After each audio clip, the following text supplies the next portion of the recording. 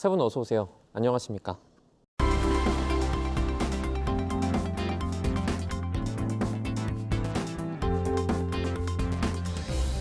뉴스 리뷰 Y 시작해봅니다. 먼저 김은정 시청자 평가원이 가져오신 오늘의 주제부터 들어봅니다. 지난 3월 6일 오전 10시경 포천시 한 마을에 8발의 폭탄이 떨어졌습니다. 한미연합훈련 중이던 전투기 2대에서 잘못 투하된 폭탄이라고 하는데요. 실탄을 장착한 우리 전투기가 훈련 도중에 우리 민가에 폭탄을 떨어뜨린 초유의 큰 사고입니다. 언론은 피해 상황을 알리고 원인 규명 과정을 점검하고 재발 방지 대책을 촉구해야 합니다. 오늘 뉴스 리뷰 Y에서는 YTN의 전투기 오폭 사고 관련 보도를 살펴봅니다. 지난 6일입니다. 경기도 포천 지역에서 발생한 전투기 민간 오폭 사고 소식을 전한 YTN 보도를 살펴보도록 하겠습니다. 이번 사고로 많은 분들이 충격과 우려를 느끼고 계실 텐데요. 이 사고 발생 시작부터 보도 내용을 차례대로 좀 살펴보도록 하겠습니다. 박사님. 네, 이번 한미연합훈련 포천 오폭 사고 관련 취재에서는요, 갑자기 발생한 사건을 보도해야 하기 때문에 짧은 시간에 많은 뉴스를 구성해야 하는 어려움이 있는 뉴스 의제였습니다. YTN에서는 사고 발생 1시간여 후인 3월 6일 11시 8분경에 제보되고 파악된 정보를 바탕으로 속보로 이 소식을 전했고요. 바로 현장 제보자를 전화로 연결해서 현장 상황을 전달했습니다. 포천 한미연합훈련 중 포탄 떨어져 7명 부상. 이 보도에서는 사회부 기자를 전화 연결해서 속보로 사고 소식을 전하고 있습니다. 이날 오전 10시 5분 경기 포천시 이동면 노곡리에서 한미연합훈련 도중에 전투기에서 폭탄이 떨어졌다는 신고가 소방에 여러 건 접수됐다고 하는데요. 소방당국은 10시 13분쯤 인근 소방서 3곳에서 7곳의 인력과 장비를 모두 동원하는 대응 1단계를 발령했고요. 47분쯤에는 모두 해제했다고 합니다. 그때까지 파악된 부상자는 7명이고요. 건물은 3채가 파손되었다고 당시 상황을 전하고 있습니다. 앞선 기자 전화 연결이 끝나고요. 오전 11시 25분부터 김열수 한국사회문제연구원 안보전략실장의 의견을 통해서 이 사건의 발생 원인을 진단하는 뉴스를 전했습니다. 내용에서는 특히 포탄 자체 오류이거나 조종사의 실수일 수도 있다고 의견을 전했습니다. 이후 뉴스 보도에서 이러한 원인 보도가 나왔던 점을 고려한다면 전문가 의견 청취 역시 좋았다고 생각을 합니다.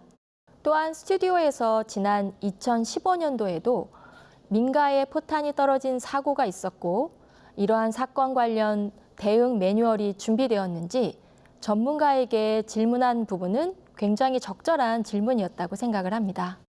이어서 사고 발생 약 2시간 이후인 오후 12시 이후 보도부터는 현장에 나간 취재 기자를 연결해서 현장 소식을 전했습니다. 여기 계시는 정지용 앵커가 진행하는 뉴스나우에서는 전문가 전화 해설과 현장 취재 기자를 번갈아 연결하면서 현장 상황을 신속하게 전했습니다. 특히 제보와 인터뷰를 통해서 피해를 입은 마을 주민들의 소식과 입장을 전한 보도들이 참 인상적이었습니다. 성당 민가에 떨어진 폭탄, 전쟁 난 줄 알았다. 이 보도에서는 피해 주민들이 인터뷰를 통해서 사고 상황을 증언했습니다. 한 목격자는 편대 비행을 하던 전투기를 목격한 후에 몇 초 있다가 폭발음이 들렸다. 이렇게 증언하고 있습니다. 군과 관련한 취재에는 제약이 많다는 걸 많은 분들이 알고 계실 거라고 생각을 합니다. 그렇기 때문에 전문가의 의견이 담긴 대담에 좀 무게가 더 많이 실리는 것 같습니다. 관련한 내용도 한번 살펴보도록 하겠습니다. 이 사고는 한미연합훈련 중에 접경 지역에서 일어난 사고입니다. 초기에는 사고 경위를 이해하고 또 보도를 따라가기 위해서라도 군 훈련과 군 무기 관련 정보가 부족한 시청자들에게는 전문가의 해설이 필요합니다. YTN에서는 사건 발생 후 2시간가량 지난 후부터 관련 전문가를 신속하게 섭외하고 또 전화 연결해서 전문가의 해설을 전했습니다. 다음 보도도 볼 텐데요. 양욱 MK82 자유 낙하 폭탄, 실수에 의한 투발 가능성. 보도에서는 양욱 아산정책연구원과의 전화 연결을 통해서 포탄이 민가에 떨어진 원인을 진단했습니다. 화면으로 포탄 사고 타임라인을 제시하고 사고 장소를 구체적으로 제시하는 등 시청자들의 이해를 도운 화면 자료 제공도 좋았다고 생각을 합니다. 정대진, 투하 지점 오인, 가능성 높지 않아. 기술적인 문제 추측, 뉴스에서도 전문가 전화 인터뷰로 사건을 진단하는 뉴스를 방송했습니다. 포탄의 민간 지역 투하 사건이 얼마나 심각한 문제인지 다른 잠재적 상황과도 연결될 수 있다는 중요한 문제라고 설명하면서 평소 훈련이 이루어지는 장소가 갖는 특성, 앞으로의 재발 방지를 위한 진단 등을 전문가를 통해 설명하는 뉴스였습니다. 현장 수습, 현장 피해 주민들을 위해 노력해야 한다는 점도 강조했다는 부분도 우리가 주목을 해야 될 것 같습니다. 포천 한미연합훈련 중 민가의 포탄, 법적 보상은 제목입니다. 사회부 양동훈 기자와 김광삼 변호사가 스튜디오에 출연해서 상황을 정리하고 해설을 이어갔습니다. 사건 발생 이후 약 3시간이 지난 상황에서 이 대담이 진행됐는데요. 출연자 2분과 진행자 모두에게 갑작스러운 상황으로 보였습니다. 갑자기 발생한 사고로 인해서 기존 편성과 전문가 섭외 등의 여러 가지 문제가 맞물려서 일어난 상황이라고 보이는데요. 이 경우에는 좀 더 유연한 규성을 하면 어떨까 생각해 봤습니다. 기존 편성으로 준비한 내용으로 일단 진행을 하다가 속보가 들어오거나 전문가 전화 연결이 준비되면 해당 주제로 넘어갔으면 어땠을까 이런 생각을 해봤습니다. 네, 당시 전문가와의 대담이 많았습니다. 사실 갑작스러운 상황이었기 때문에 사고 발생부터 어떻게 보면 지금까지 취재가 좀 쉽지 않았을 것 같은데요. 당시에 YTN 취재 상황은 좀 어땠습니까? 그 오폭 사고가 난 장소 부근에 원래 전투기가 포탄을 떨어뜨려야 할 지점, 그 지점에 한미연합훈련이 진행이 되고 있었습니다. 그 YTN 취재 기자가 거기 있었습니다. 그래서 이 취재 기자는 이 사고를 낸 전투기가 이륙하는 장면도 봤습니다. 그리고 사고가 났다는 소리를 듣고 바로 현장에 30분 만에 이동을 했죠. 그 기자에게 현장 상황 5분을 좀 정리해서 저한테 보내달라고 해서 제가 가져왔는데요. 잠깐 말씀을 드리겠습니다. 30분 만에 현장에 도착을 했고 당시에 불발탄이 있을 가능성이 있어서 폭발물 제거반이 사고 현장을 수색하고 있었다고 합니다. 아마 도착했을 때 폭발물 제거반이 수색하는 정도라면 정말 빨리 도착한 거거든요. 피해 장소 접근이 안 돼서 그냥 공군 관계자와 주민 의견을 좀 많이 들었고요. 주민들의 증언을 좀 들었고요. 현장을 둘러보니까 이 파편에서 파손된 건물들이 굉장히 많았고요. 이 기자가 그 현장에 있는 그 현역문 물론이고 전역 조종사 이런 분들을 통해서 현장에서 비교적 빠르게 정보를 좀 얻을 수 있었고요. 그다음에 현장에서 바로바로 브리핑이 있었기 때문에 현장 취재에서 궁금한 부분들을 브리핑 통해서 확인했기 때문에 아마 사고가 나고 한 2시간 만에 연결했을 때 꽤 충실한 내용으로 보도하지 않았을까 이런 생각이 들거든요. 사고가 나면 언론사에서 기자를 빨리 현장에 보내는 이유가 바로 여기에 있지 않나 이런 걸 보여주는 그런 취재가 아니었나 이렇게 생각이 됩니다. 사고 장면을 좀 고스란히 노출하는 그 부분에 대한 우려의 목소리도 나왔는데요. 이런 자료 화면이나 그래픽 등의 적절한 사용에 대해서 이야기를 해보면 좋을 것 같은데 이 부분이 적절했는지 YTN 보도 살펴보도록 하겠습니다. 박사님. 뉴스 중에 쓰이는 자료 화면을 저희가 논의해 보려고 하는데요. 화면 활용에서 아쉬운 점이 하나 보였습니다. 포천 한미연합훈련 중 폭탄 떨어져 15명 부상 제목의 보도인데요. 사고 현장 관련 영상 화면을 방송하면서 화면 오른쪽 위에 시간 설정 값이 오전 11시대로 표기되어 있었습니다.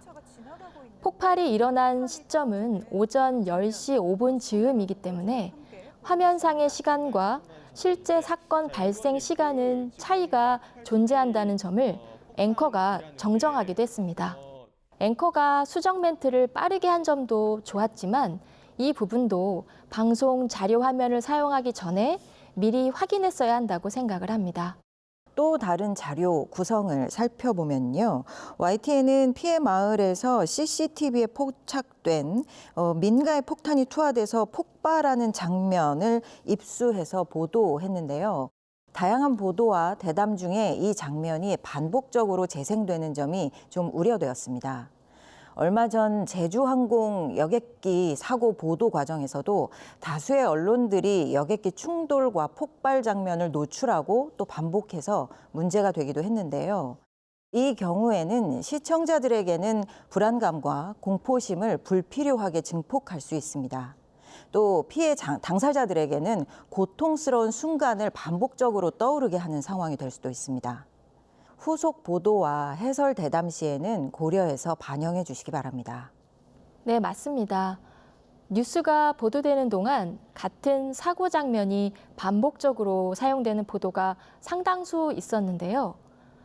사고 현장의 피해 주민들, 인근 주민들도 이 방송을 시청할 수 있었고, 혹은 일반 시청자들이 뉴스를 볼 때도 반복적으로 같은 사고 장면을 노출하는 것은 지양해야 한다고 생각합니다.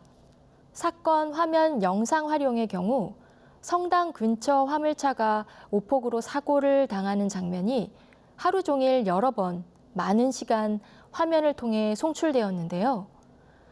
물론 중요한 자료로서의 가치를 갖는 장면이기도 합니다.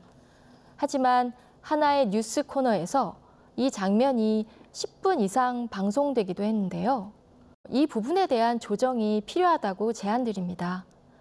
사건이 일어난 초반 뉴스에서는 화물차가 흐림 처리 없이 그대로 방송되었고, 이후 뉴스에서는 흐림 처리된 영상이 방송되었습니다.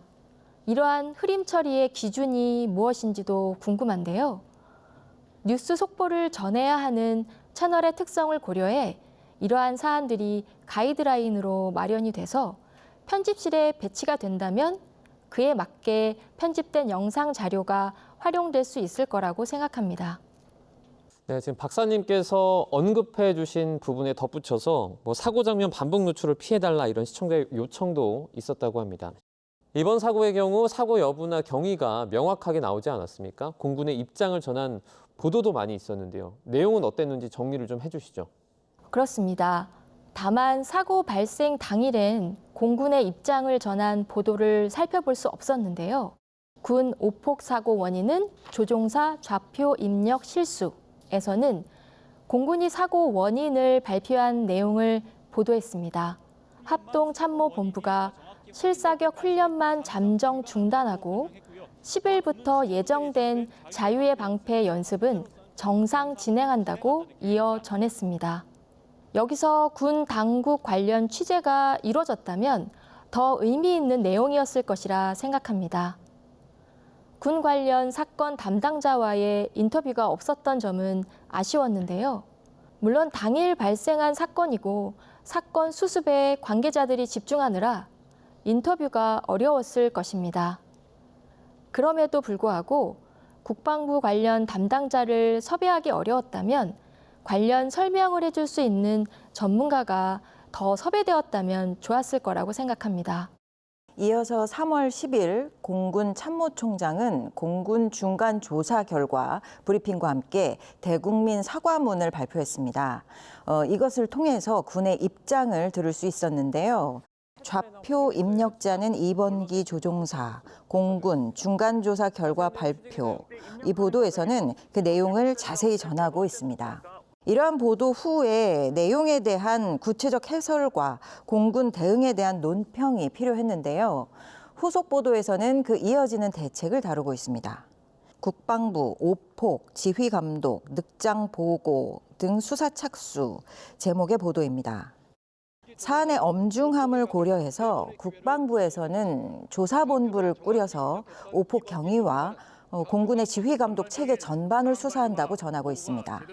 상황 파악과 정보 공유에 대한 대응이 미흡하다는 점을 지적하지 않을 수가 없는데요. 언론에서도 나름대로 이에 대해서 비판과 해설이 필요하다고 생각합니다.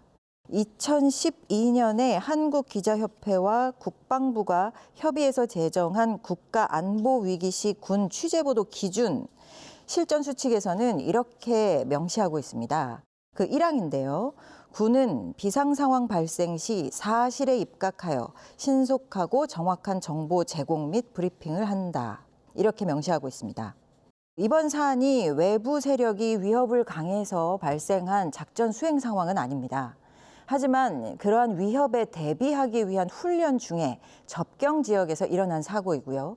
자국 민간인 인명과 재산에 피해를 입힌 엄중한 사안입니다. 언론도 군과 언론 간의 관계에 대해서 점검하고 대비할 필요가 있어 보입니다. 네, 이 정보 접근이 어렵다는 군의 특수성이 있기 때문에 이 취재에 제약이 있지 않습니까? 사고 발생 당일에 이제 어떤 관계자 인터뷰를 찾을 수 없었다라는 박사님의 말씀도 있었고요. 군 취재에 있어서 어려움과 투명성 확보의 문제, 이 어려움을 좀 극복하는, 간극을 좁히는 방법은 좀 어떤 게 있을까요? 옛날에는 국방 담당 기자를 삼실 출입 기자라고 했습니다. 그래서 국방부에서 기자가 갈 수 있는 곳이 공보실, 기자실, 화장실밖에 없었다. 국방 홍보 훈령이라는 게 있어서요. 반드시 사전에 허락을 득해서 예약을 한 후에 그 사람을 특정한 장소에서만 만날 수 있도록 이렇게 규정을 해놨거든요. 그러니까 사실상 깊이 있는 취재가 이루어지긴 거의 어렵고요. 거의 군의 발표에 의존하는 그런 게 있었죠. 최근에는 이제 좀 많이 바뀌었다고 하지만 어쨌든 그 아까 말씀하신 군 취재 보도 기준이라는 게 있는데요. 여기에 8조를 보면 언론은 장비 배치와 수량, 군부대 특정 위치를 드러내는 정보나 사진, 적 정보 수집 방법 등을 보도하는 것이 적을 이롭게 할 수 있다는 점을 유의해야 한다. 이 부분이 이제 명시돼 있거든요. 바로 이 적을 이롭게 한다는 부분 때문에 이제 취재 보도가 안 되는 것입니다. 그런데 그 기준이 군의 자의적인 판단에 따른 것이라죠. 군은 보통 폐쇄적이고 보수적이고 배타적인 성격을 가질 수밖에 없습니다.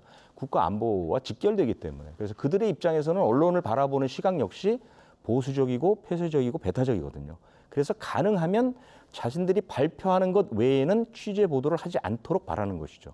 그러니까 그 부분을 파헤치려고 하는 기자의 속성과 군의 속성이 계속해서 충돌을 일으키는 겁니다. 그래서 취재가 안 되는 거고요. 조금씩 바뀌고 있는 중이지만 아직까지도 기자들의 입장에서 보면 굉장히 불만스러운데 다행히 최근에는 인터넷이 발달하고 군인권센터라는 그 시민단체들이 있죠. 이쪽에서 많은 그 제보나 정보들을 주고 있기 때문에 조금은 나아지고 있지만 어쨌든 군 관련 보도, 그다음에 이제 외교안보 관련 보도와 기자들 그 취재와의 어떤 상충점을 찾아가는 과정은 앞으로 조금씩은 좀 더 발전해 나갈 필요가 있다 이렇게 생각이 듭니다. 네, 그러면 오늘 뉴스 리뷰 Y 내용 정리해 보도록 하겠습니다. 이것만은 꼭 시간인데요. 먼저 평가원님부터 한 줄로 요약해 주시죠. 국가안보 관점에서 끝까지 추적 보도를. 우리나라와 같이 특수한 상황에서 국가안보, 국가기밀이라는 통제 속에 군에 대한 취재와 보도는 언론에게도 쉽지 않은 숙제입니다. 그럼에도 불구하고 이번 전투기 오폭 사고는 우리 군이 우리 민가에 실제 폭탄을 떨어뜨린 사고입니다. 다수 군사 전문가들이 말하듯이 믿을 수도 없고 있어서도 안 되는 일입니다. 모두가 납득할 수 있는 원인 규명과 피해 보상, 재발 방지 대책 실행 점검까지 YTN이 끈기와 용기를 갖고 취재하고 보도해 주시길 바랍니다. 이어서 이종임 박사님의 한 줄 평도 들어보겠습니다. 책임자를 취재하고 사건을 해석하는 보도로. 이번 한미연합훈련 오폭 사고는 민가에 포탄을 잘못 투하해 피해가 발생한 중대한 사건입니다. 전투기 훈련 도중 민가에 포탄이 떨어지는 큰 피해가 발생했고 이에 대한 안전 관련 사항이 철저하게 지켜지지 않았다는 내용이 보도되기도 했습니다. 군 관련 취재와 뉴스 보도가 쉽지 않지만 책임자의 목소리를 전하는 것이 언론 보도의 중요한 역할 중 하나라고 생각합니다. 아직 관련 논의가 진행 중인 만큼 국방부의 대책 마련 등 후속 보도도 부탁드립니다. 네, 지난 6일에 발생한 전투기 오폭 사고 관련 보도들 오늘 살펴봤습니다. 뉴스 리뷰 Y 순서는 여기서 마치도록 하겠습니다. 세 분 오늘 말씀 잘 들었습니다. 고맙습니다.